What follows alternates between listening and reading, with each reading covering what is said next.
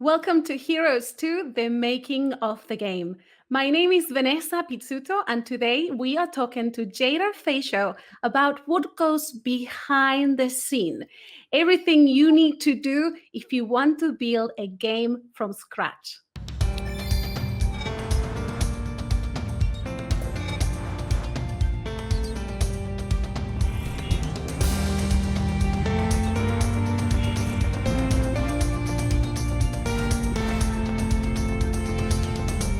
Hi, Vanessa. Hi, so good to have you with us. Thank you. Pleasure. So before we dive into Heroes, tell me a little bit about yourself, who you are, where you are, what you do. Right. So my name is Jader. I live in London, although I'm Brazilian. I've been in London for the past 13 years. I call this place home now, despite the weather. I'm a software engineer by trade. In the past few years, I've also moved towards what we call solution architecture, which is going one step above software engineering, where you're looking at an entire solution or various different pieces of software working together. And this is now the capacity on which I operate on the Heroes project, Heroes 2 specifically. All right. But before we go into Heroes 2, tell me how you got involved with Heroes 1, the game, the first one. Right. Yeah, that's an interesting story. I remember Pastor Sam one day coming to me and saying, what if we created a Bible game? Why don't we create a Bible game? And we had, he usually used to sketch his ideas on paper. He loved pen and paper, just used to draw these little screens. And it's like, we could do this and we could create a quiz game and we could create competitions, and it's interesting because a lot of the ideas that he had for Heroes 1, they're only now coming to fruition. It takes years to actually make something really happen, like things like multiplayer and so much like that. So we started out with that idea. What I usually do is I look at ideas that people have for applications, and I then try to find the right pieces of technology that can work to make that a reality, right? So a lot of what solution architecture is essentially that. So we started planning out the project. We got my cousin involved, who's also a developer in Brazil, Julio, and we started coding the first version of Heroes. All right, you make it sound as if this was the easiest thing on earth. We just coded the game. So you're the tech guy who coded the game, like who put the brain together of the game. I know nothing about code. So tell me, how long does it take to create the code for a game like Heroes 1, the first version? Well, it depends on how many times Pastor Sam changes his mind about what he actually wants. He's gonna kill this. But yeah, it really depends because what happens a lot when you're developing software is you think you want something and then you start developing it and you put it in front of people, usually a small group of people that are testing the game, in a closed beta, and you realize actually this doesn't work or we need to change this. And the changes are really what inflates the project, right? So creating simple ideas in code can take anything from a couple of days to even sometimes in very simple cases a few hours. You can put something together, but usually around 3 months you can have like a rough beta that you can start testing and playing around with, or at least testing some elements of. With Heroes, I can't remember exactly because I'm terrible with dates, but I think it took us 6 months to actually have the very first draft version of it. But I remember it was much quicker than Heroes 2. Heroes 2 is much more complex as well. We have a lot. It involves new things, doesn't it? Yeah. Like multiplayer. How difficult to do that? Yeah, multiplayer was an interesting one. It's something that we had dreamed very early on in Heroes 1. We wanted to do it for Heroes 1, but obviously it's a massive piece of technology that to develop, and there's lots of challenges there. And back then the technology wasn't where it is now. It's much easier to develop something like multiplayer today because we have things like Firebase. Google has created lots of products. The cloud has evolved massively. I'm smiling, pretending that I know what all this means. All this software. It's very simple, right? So Firebase is like this cloud database that allows you to do things like real-time database. So if something changes, it can automatically update the app. Modify. Yeah. So these are very complex technical problems to solve in a project. And we get a lot of that for free already because of this cloud infrastructure, right? So because, and this is the beauty of evolution in technology, every few years you have these massive steps forward that the entire industry takes, because you have engineers working within companies that are solving very complex problems and then making it available as a product that other people can just plug in and use.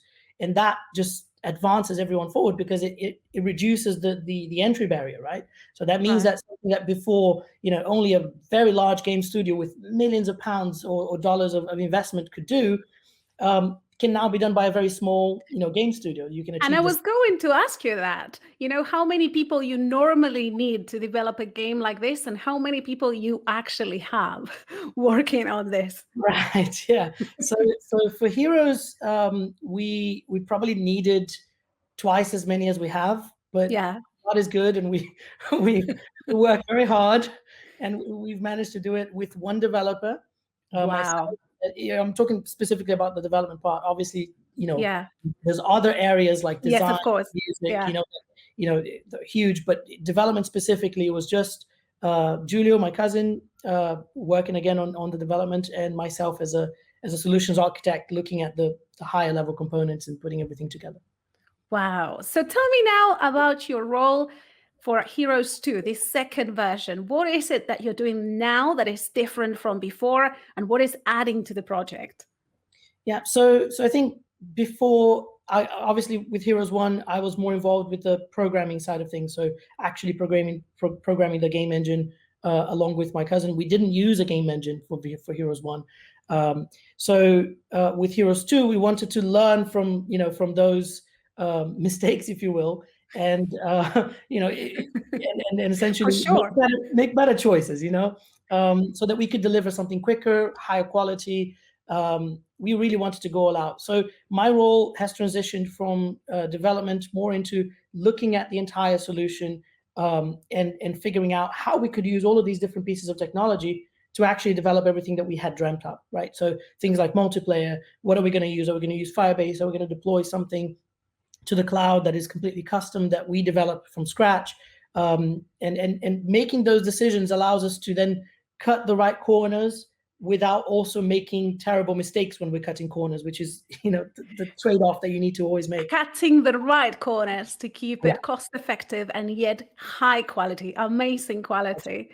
I want to ask you also about safety. Am I correct to assume that part of your role involves making sure that the data is safe? How do you manage that?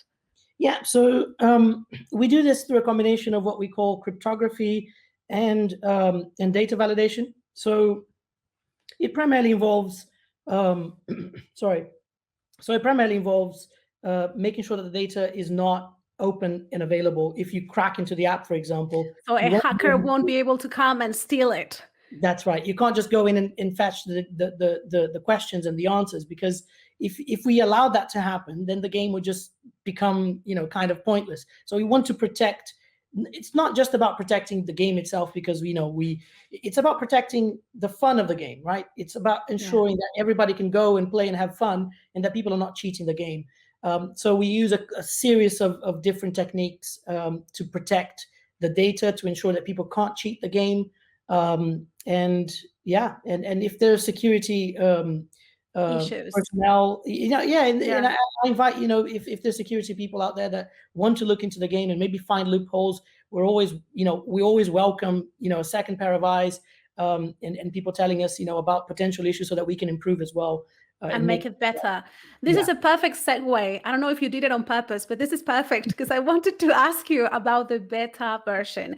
As I said, I'm a newbie in this gamers world, and I only recently discovered that after you go through the whole process of developing a game, then you have something called a beta version for testing. Tell me how this works. Yeah, so a beta is usually a phase of the development where we have done the minimum amount of work that we think needed to be done before we can put the game in front of people. Because as we're developing it, it's very rough, right? There's very weird things that happen, there's bugs. So we're refining that, and we go through that refinement process. So beta is the minimum that we think is necessary for the product to be ready to be put in front of people.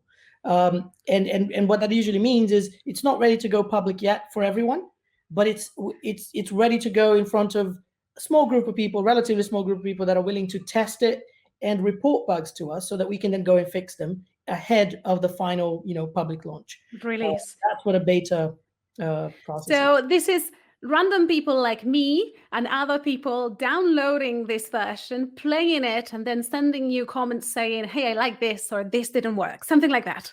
That's right. Yeah. Early reactions, any issues that you find, and then we use that to refine the game.